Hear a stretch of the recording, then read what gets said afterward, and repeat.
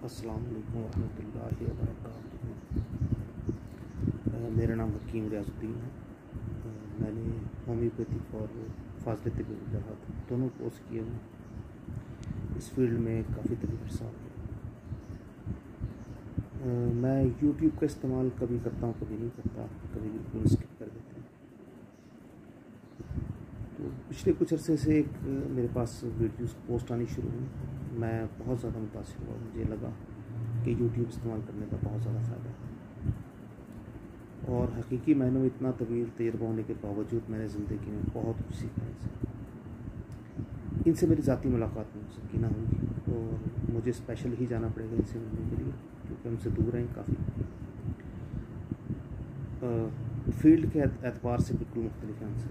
जिस तरह मैं अल्टरनेटिव मेडिसिन में काम करता हूँ, वो एलोपैथिक मेडिसिन। इनका नाम है डॉक्टर जावेद इकबाल साहब। कायद-ए-आज़म मेडिकल कॉलेज से इनका ताल्लुक़ रहा है। उसकी एकेडमिक्स के प्रिंसिपल भी रहे हैं, और काफ़ी अच्छे उहदों पर पेम्स में और अल-शिफा वगैरह में अच्छी तमाम बड़ी जो पाकिस्तान के इदारे हैं उन सब में काम किया। मेरा ख़्याल है कि डॉक्टर जावेद इकबाल साहब उन चंद लोगों में इनका शुमार है जिन्होंने हमारी सोसाइटी पर एक बहुत अच्छा, बहुत गहरा, बहुत बड़ा असर डाला है। इतना बड़ा असर डाला है कि मेरा ख़्याल है कि चीज़ें तब्दील होनी शुरू हुई, लोगों ने समझना शुरू किया। ये उन चंद लोगों में से हैं जो तासुब से बहुत ज़्यादा दूर हैं, मतलब बताते हैं। मिसाल के तौर पर इनकी एक क्लिप थी जिसमें ये फिशर्स और पाइल्स और ड्यूटेनल कैंसर के बारे में बात कर रहे थे। इन्होंने कहा कि कुछ किस्म की बवासीर ऐसी जिसका हम और होम्योपैथी से इलाज कर लेते हैं, बहुत अच्छा इलाज कर लेते हैं, लेकिन आगे बताते नहीं किसी को। इसका मतलब ये तासुब से बाहर है। और बेइंतहा पोस्ट देखी, माशरे के हवाले से पोस्ट देखी, फिलंथ्रॉपी करने और लोगों को इसकी तरफ मोटिवेट करने के लिए। रमज़ान में इन्होंने बहुत उम्दा बातें गाइडलाइन के हवाले से की, इंस्पायर किया मुख्तलिफ आदमी। अल्लाह ताला डॉक्टर जावेद इकबाल साहब को तवील उम्र अता फरमाए, बरकत वाली ज़िंदगी अता फरमाए, आपके इल्म और अमल में बरकत पैदा फरमाए, और हमें भी इसी तरह गैर मुतासिब होकर चीज़ों को समझने की कोशिश करनी है। असल बात ये होती है कि चीज़ों को देखा किस तरह जाए।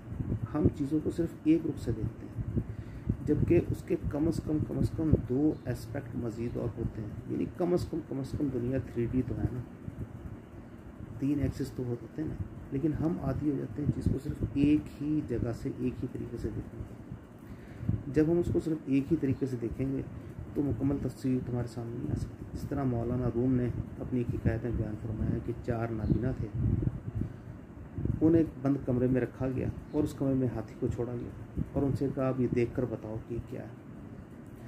तो जो दुम के पास था उसने दुम को पकड़ा, उसने कहा जी एक रस्सी की तरह है, और जो उसके पैरों के पास था उसने कहा जी ये तो बड़े बड़े सतून की तरह, और जो उसकी सूंड के पास था उसने कहा जी ये तो एक बड़े पाइप की तरह है, और जिसने सींगों को हाथ लगाया उसने कहा जी ये तो लाठियों की तरह है।